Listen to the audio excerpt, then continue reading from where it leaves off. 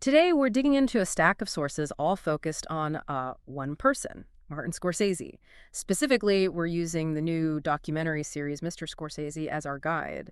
And our mission here isn't just, running through his famous movies. No, Yeah. we want to pull out the real nuggets, the key insights about the crises, the moral obsessions, the things that really shaped his work and made him who he is. Exactly.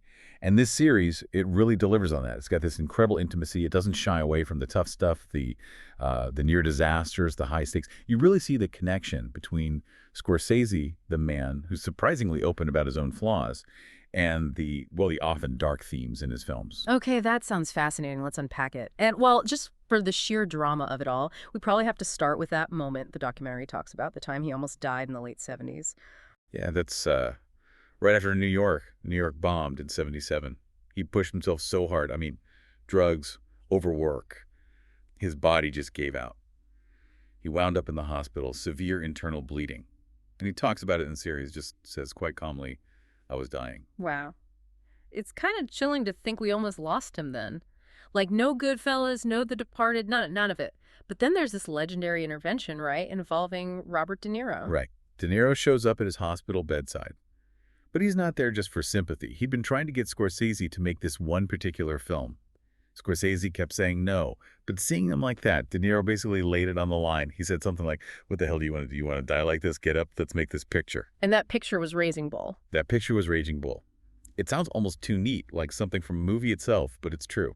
That crisis literally kicked off the creation of, well, an absolute classic. It did. And what's really striking is the contrast the series shows. You have this life or death moment, and then these photos from St. Martin not long after. It's Scorsese, cleaned up, working with De Niro on Paul Schrader's script. Yeah. And they're like holding pina coladas, wearing Hawaiian shirts, goofy hats. Seriously, tourist chic. Totally. It's this image of rebirth, Yeah. from near death to collaborating in the sun. It basically saved his life and his career. That's incredible. And, that intervention, that whole crisis, it points to something deeper, doesn't it? This conflict that seems to run through all his work. It feels rooted in his upbringing. Let's get into his religious background, because that seems key. Oh, absolutely fundamental. The series really emphasizes this. He was this kid in Little Italy, asthmatic, couldn't play sports, spent loads of time looking out the window, watching life, watching movies.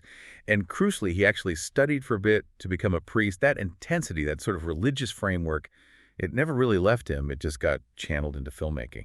People talk about this saint-sinner thing with him a lot. Is that just like a convenient label, or does the documentary show it as a real ongoing struggle?